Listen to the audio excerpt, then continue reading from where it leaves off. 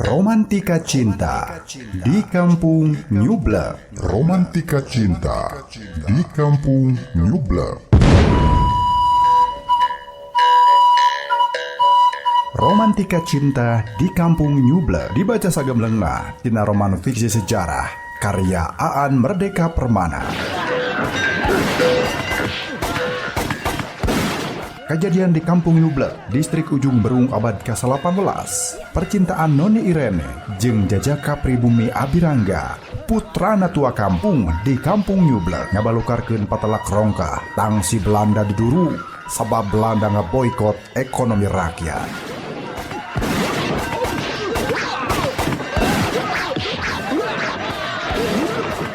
Kasugri pamirsa mitra katresna dongeng Sunda Kang Gilang nuga jomantarakeun di channel YouTube Kamemet Urang Sadaya.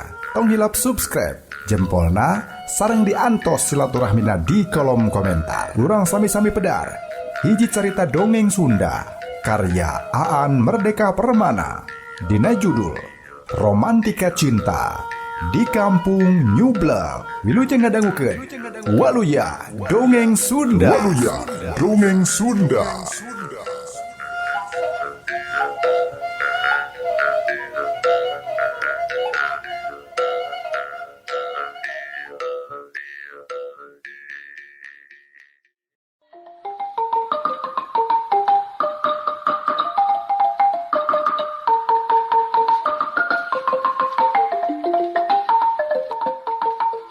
Kasugri pamirsa mitra kaum dangu anu mulia, ari tuan eig den pandesar sawaktu mulang katangsi di entek fronte teh nyaeta di wewengkon Nyublek Kiwari. Langsung bae laporan kadununganana nyaeta tuan Gihen van Regen. Nu laporan ukur sabelah mah eusina ge nyabelah Kasugri. Kasalahan sorangan dileungitkeun, kasalahan batur malah diembohan. Atuh katangkepna ku tuan Gihen mah jadi kieu. Abirangga geus nulik nyinona Irene amidanti ku sabab Abirangga timburuan ka tuan eig.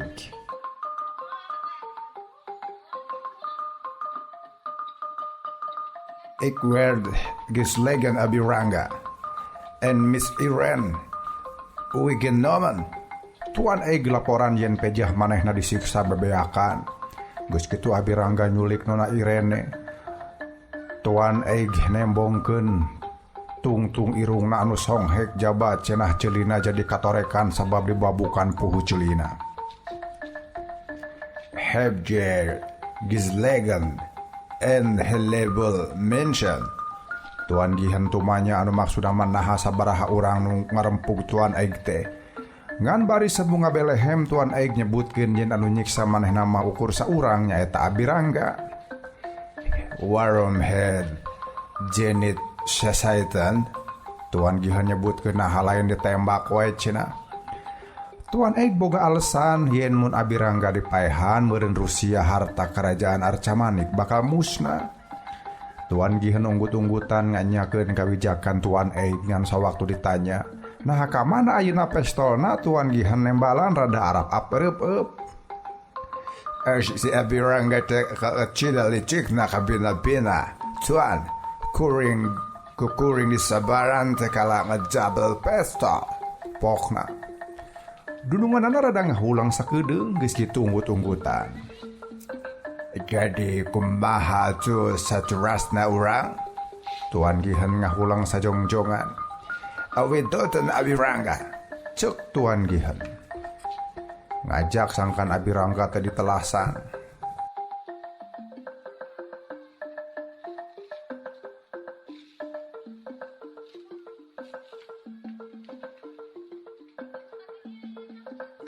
Terbalik ari maneh. Ongko cena olah dipaehan da Rusia harta kerajaan bisi kebawa kojor. Dunu nanganana ambek da pamanggih tuan eig asa tepugu. Maksud kuring masih Abirangga dipaehan sanggeus budal Rusia na tuan. Tembal tuan eig. Ta keharti aru kitu mah. Cik, ayeuna tulungan si Irene.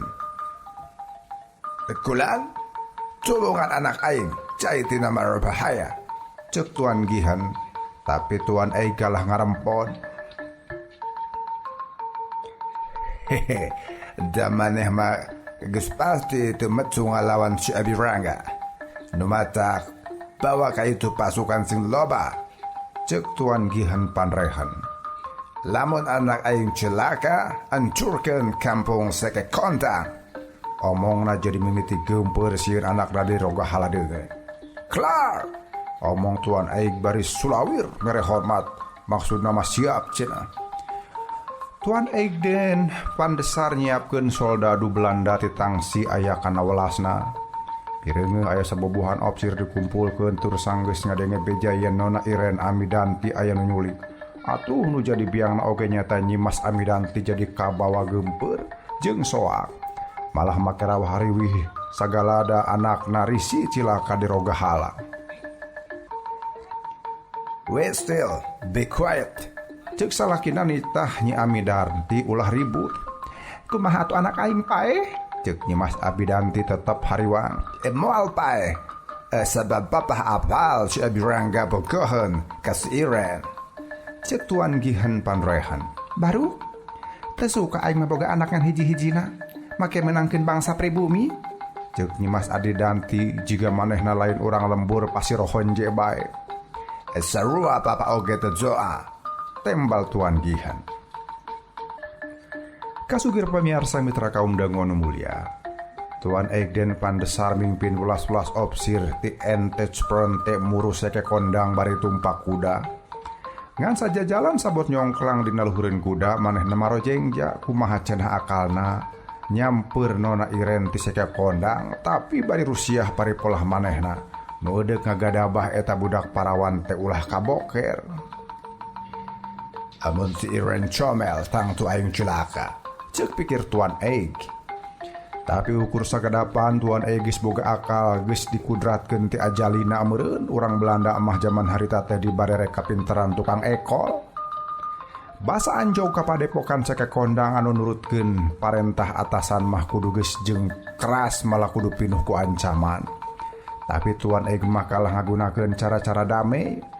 Sageus di pakarangan adu hareupan jeung nu boga tempat Tuan Aig langsung cacarita yen cenah kamari geus kajadian salah paham. Jadi ti jamat ayeuna kejadian kamari urang pepohokeun bae. Cek Tuan Aig cacarita ku basa Belanda. Ngan bae boh Abirangga, boh Nyi Iren masih keneh can tarima. Utamana mah Nyi Rene anu asa dipepahek ajen dirina ku talajak kasar Tuan Aig pandesar.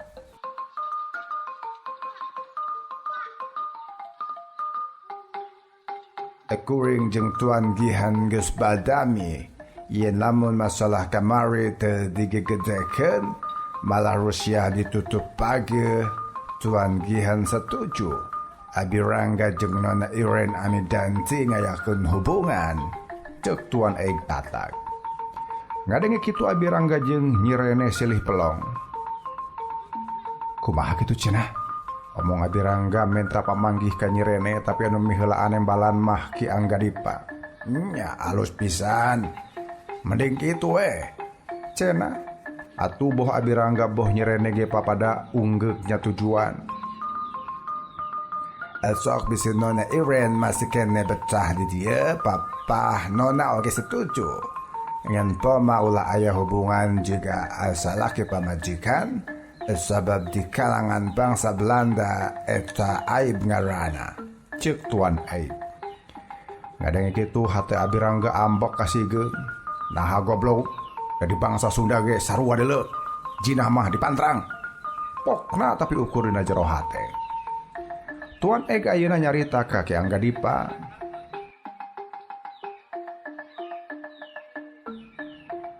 Apapahna Nona Iren Amidanti minta tanggung jawab salira sangkan kersa ngajaki kehormatan Nona Iren selama di dia. Cek Tuan Aig tur disanggupan ku Ki Anggadipa. Tur ari perjanjian damai geus dilaksanakeun mah Tuan Aig pandesar amitan rek balik deui ka Entech Fronte. Ngan di tengah jalan anak buahna pating taranya kebeku kabingung sebab cenah ari parentah mimiti mah sasat dititah ngarurung Seke Kondang. Ah, jamaneh mah jelema barol to kabeh. utekna aya dina tuur, cek tuan Eik nyarita ku bangsa Belanda. Cengekeun bodoh, cek tuan Eik deui. Bari daradad nerangkeun pamaksudanana cek manehna Abirangga ulah dikerasan sebab eta jalma teh lir ibarat cengcelengan jang pakaya Belanda. Sangkan sagalana budal Abirangga kudu dilindekan kitu cenah. Sawaktu manehna laporan ka Tuan Gihan Panrehan ge kurang leuwih kitu. Tapi nah keselamatan anak aing dijamin, cek Tuan Gihan masih hariwang. Cek Tuan Eik Ki Angga dipajal mana kacida ngajaga harga diri. Jadi moal tepi ka ngarempak perjanjian. Anu penting urang kedah ngajaga keselamatan tuanana. Boh nona Iren, boh si Abirangga. Si Abirangga ulah wakapae setungtung Rusia soal harta kerajaan Buddha. Cek Tuan Eik. Maneh tanggung jawab sia, mun anak aing cilaka? Cek Nyimas Amidanti biangna nyirene. Di padepokan sake kondang mah malah keur boga kabunga, kumahan teu deuk kitu sabab cenah urang Belanda ngadadak leah make satujueun nyirene rerejeungan jeung Abirangga. Nyirene teh budak nunggal awewe deui. Nah nya Tuan Gihan Ridho anak hiji-hijina menangkeun bangsa pribumi. Hal ieu mah kapikireun pisan ku Ki Angga Dipa. Tapi kan kadirina ngarasa marojengja lain soal teh sanggup ngajaga kasalamatan nyirene. Tapi nah bener Tuan Gihan boga niat anu murni hayang ngajodohkeun anakna ka Abirangga.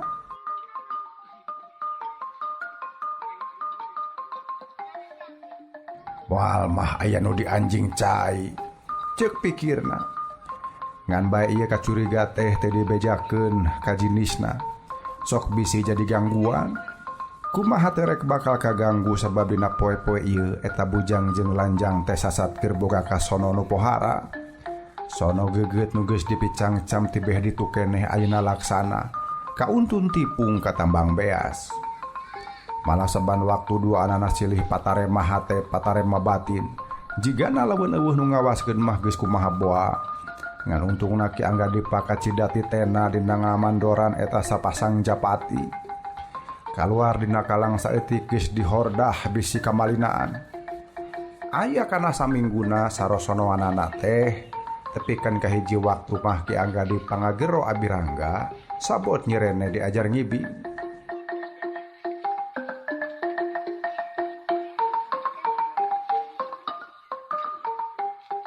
Bade aya pikir saeunaon Ki, cek Abirangga. Ki Angga Dipa teu wakat carita tapi manehna nanyakeun heula kumaha pamanggih Abirangga. Soal tepi ka mana suhudna nyirene dina diajar ngibing jeung ngawi Sunda. Saya pisan Ki. Geuning manitos mapakan urang Sundana sorangan ayeuna mah. Cek Abirangga, bungah dumeh Ki Angga Dipa aya perhatian gede ka nyirene. Ari Andika yakin gitu. Abirangga netep heran ka Ki Angga Dipa. Nah kumaha kitu Ki? Pokna masih keneh netep. Henteu kumaha. Tembal Ki Angga Dipa ngan bari dituturkeun ku rengha panjang. Saya nama jelaskeun bae sing eces. Naon anu nuju dijantenkeun emutan ku salira. Supados cicim abdi ngartos kana masalahna. Ceuk Abirangga. Sanggeus lila ngahulang atuh daradad bae Ki Angga Dipa nerangkeun naon anu aya dina pikiranana. Cenah Ki Angga Dipa teh keur nyobat neleuman eusi hate urang Belanda. Tibareto maranehna teh sasat ngintip-ngintip nalungtik Rusia harta kakayaan Arcamanik.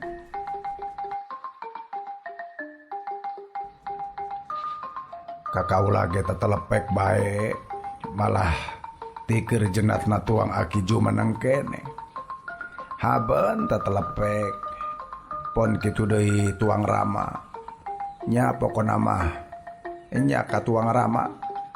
Pokona mah kasaban jalma nu aya di ieu lingkungan kaasup ka badega kanini enung tarmi katut kabe ijah teu kaliwat ditatanyakeun.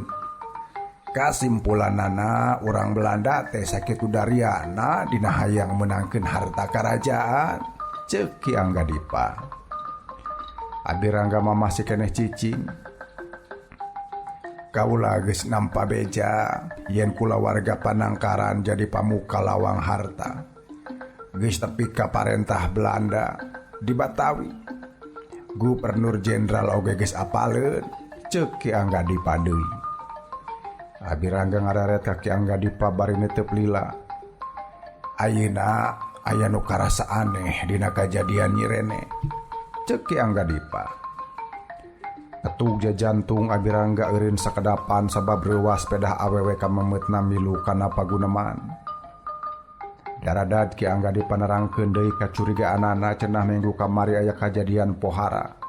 Abi Rangga nyiksa tuan Egden Pandesar pedah eta jalma teh geus boga niat julik ka Nyi Rene.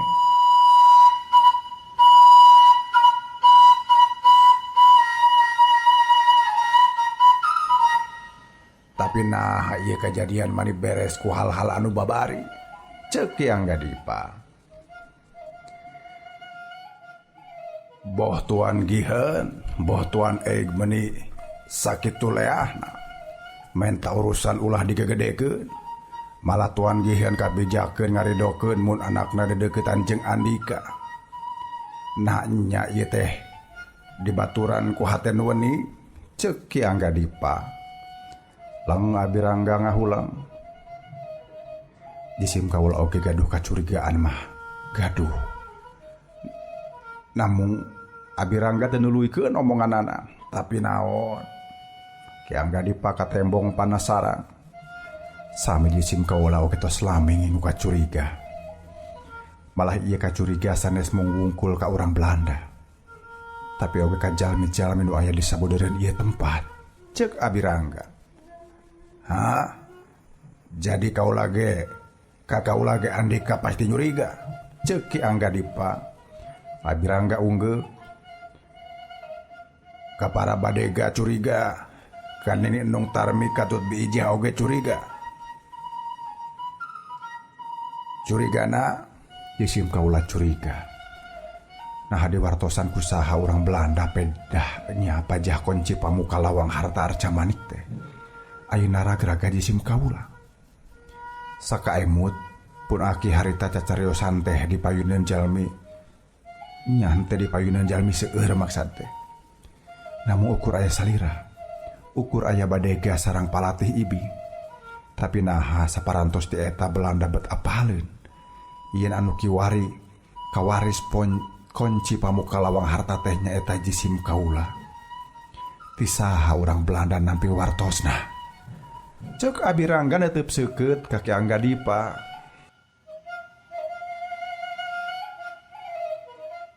Nu ditetep kalah karumeng hapanjang. Jauh samemeh aya paguneman harita ge. Ari tuang Aki mah parantos ngadugikeun pamaksadan ka tuang Rama.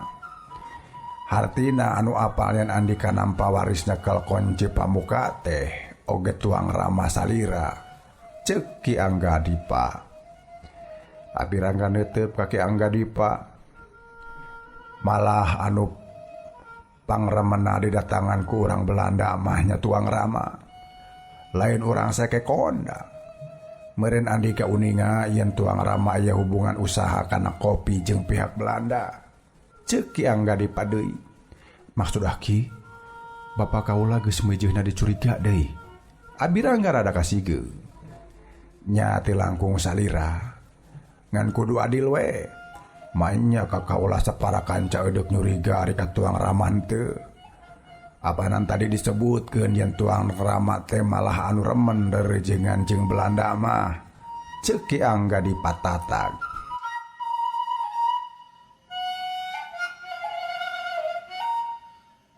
Kusabab urang teu boga bukti-bukti anu ngayakinkeun. Memang dina pamustungan mah sadarea kudu dicuriga ka asup Nyi Rene oge. Ayeuna mondok moek diseke kondang nah manehna teh teu boga tujuan rangkepan. Sing inget kukumaha bae oge manehna teh cicingna di lingkungan Belanda. Jadi henteu mustahil manehna oge ngemban utusan pihak ditu pikeun nalungtik Andika. Ceuk Ki Angga Dipa mungguh nambahan kabingung pikeun diri Abi Rangga. Lengah huleng pugunya hati Abirangga teh keur marojengja. Disejen pihak manehna ge aya kacuriga sarupa kitu, tapi di lain pihak deui Abirangga boga katineng anu pohara ka Nyirene. Ceuk cohagna mah Abirangga teh keur kagegeloan ku ieu cawene. Irungna nu bangir, kulitna nu bodas, bulu matana nu carentik, kasora-sorana anu logat aneh tapi dedengeun kabeh ge jadi daya pamikat anu pohara kana hatena. Mungguh mantak bingung ki Abirangga ngahlas. Bingung kumaha nya ku urusan harta karajaan, jadi ganggu kana urusan pribadi. Balakawe jisim kaula teh aya hate kadua leutik ka Nyirene, tapi ku ayan urusan harta karajaan jisim kaula oge boga hate goreng ka maranehna. Ceuk Abirangga luhlah.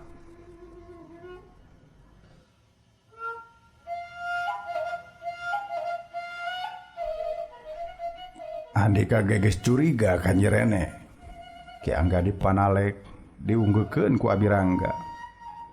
Jisim kaula curiga, kunaon manehna meni rajin milu diajar kasenian di urang. Ceuk Abirangga.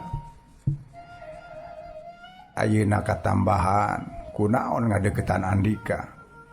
Nah nya bogohna jiga Andika bogoh ka manehna, ceuk Ki Angga Dipa.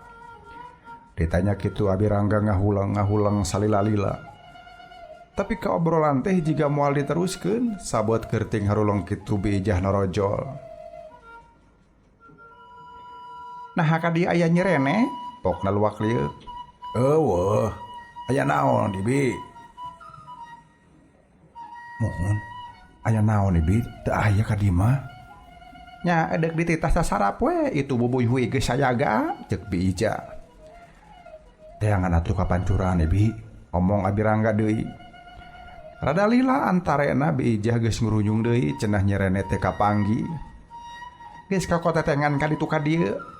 Namun teu aya naha ka mana nyanyana, biijah jiga nembongkeun ka bingung. Atuh ari geus kitu mah hata Abirangga oge jadi kapangaruhan. Manehna neuteup ka Ki Angga Dipa anu dititeup oge sarua deui balik neuteup. Ki Angga Dipa nitah biijah sangkan sakali deui neangan Nyirene. Malah ari Abirangga mah geus hideng kaluar ti padepokan. Manehna kokotetengan neangan ka mana Nyirene ingkahna. Di pancuran eueuh, di gedongna eueuh, di kebon oge eueuh. Buah-buah, ceuk hatena. Buah-buah naon? Manehna oge bingung pedah naon Nyirene ngiles. Diiwat kitu ku si Bangka Warah bule. Ceuk hatena nuding ka Tuan Egden van de Sar. Sanaya kapastian ka mana Nyirene eueuhna. Naha aya nu ngiwat, naha kabur sorangan, mun diiwat ku saha jeung mun kabur pedah naon. Can aya kapastianana. Tapi nu eta serasa hariwang minuhan dada Abirangga eueuhna Nyirene ti seke kondang teh sieun dilantarankeun ku hal-hal anu badag. Kidongdo jeung ki warta wayahna nalung ti ka nyublek. Tapi kudu rencepan, ceuk Ki Angga Dipa. Disebutkeun nu mata kudu rencepan teh bisi kaanyataan Nyirene teu balik ka tempatna. Sabab mun kanyawan Nyirene eueuh tangtu bakal jadi urusan badag jeung urang Belanda. Ceuk Ki Angga Dipa. Ki Angga Dipa oge peupeujeuh ka anu caricing di padepokan ulah waka geruh ku eueuhna Nyirene di ieu tempat. Ayeuna mah ukur urang we, urang wungkul di ganaho teh. Ceuk Ki Angga Dipa deui. Jiga nu keur tarenang tapi sabenerna mah kabeh ge hatena mah keur tagibur. Kumaha teu rek kitu diteangan tepikeun ka sore Nyirene teu kapanggih tapak-tapakna acan. Rasa hariwang beuki nambah sanggeus utusan anu dua nyaeta Ki Dongdo jeung Ki Karta balik ngogencang. Nyirene teh teu kasampak di Entej Fronte. Namun urang dinya tacan apaleun Nyirene ngilas. Ceuk Ki Dongdo.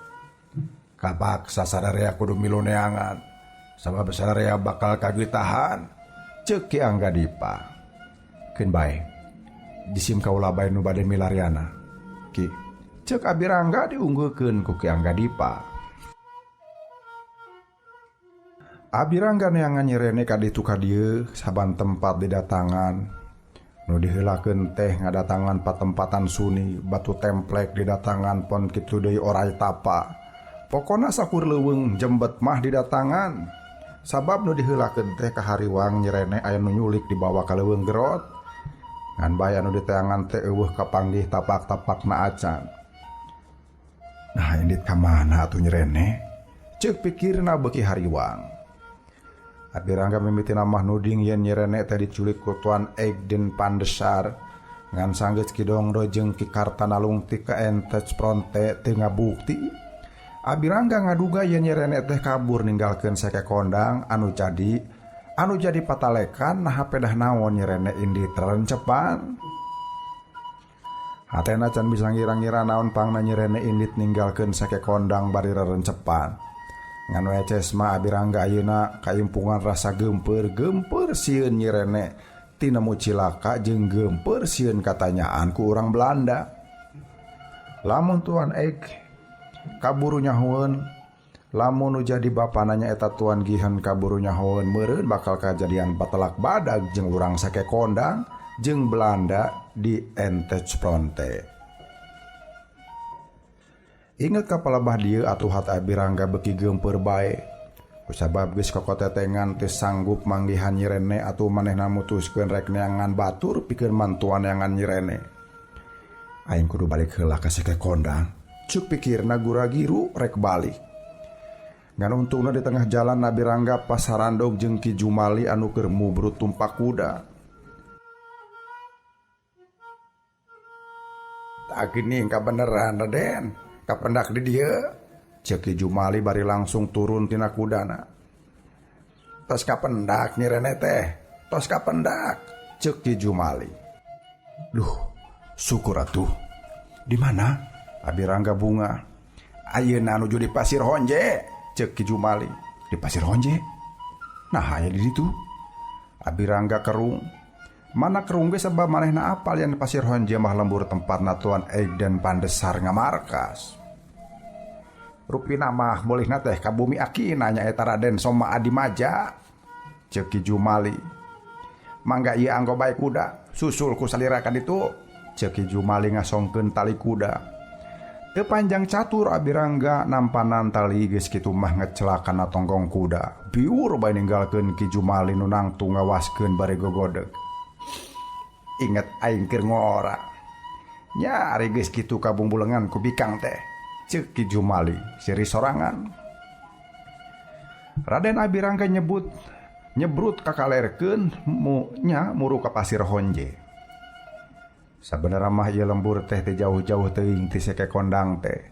Jadi lamun mah Abi Rangga geus ngajudi samemehna moal kudu make inditan kanu jauh saperti ka orai tapa, maka tepikeun ka batu loceng mah.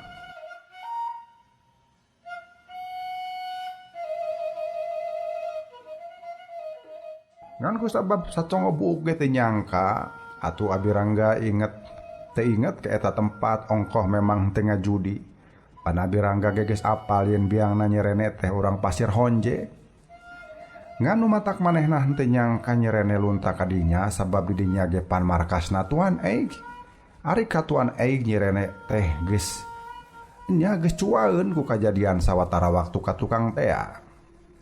Jadi mustahil nyerene luntang kanu deukeut ka anu sakirana babari ka judi. Tapi sabot kitu Abi Rangga ge boga pikiran sejen. Bisa jadi cenah nyerene teh awewe pinter manehna luntan jeung kahanjal maka tempat deukeut anu sakirana mah moal disangka ku anu nyusul. Nya jiga Abi Rangga we teu ngajudi yen nyerene malah nya luntana teh ka imah akina. Syukur we ari nyerene salamet mah. Cek pikirna sabot nyebrut dina kuda. Teu kungsi lilap, teu kungsi dua panyepahan geus anjog ka lembur Pasir Honje, malah mah datangna oge langsung we muru imah Raden Soma Adimaja. Imah lega nu kacida agrengna imah panggung anu sagalana diwengku ku bahan-bahan kai pilihan. Kentengna dijieun tina kenteng sirap nyaeta kenteng dina susunan lambaran kai. Pakaranganana ge lega mun mah jalma loba siga nya sina ngarumpul di dinya mahi jeung 200 urangeun mah.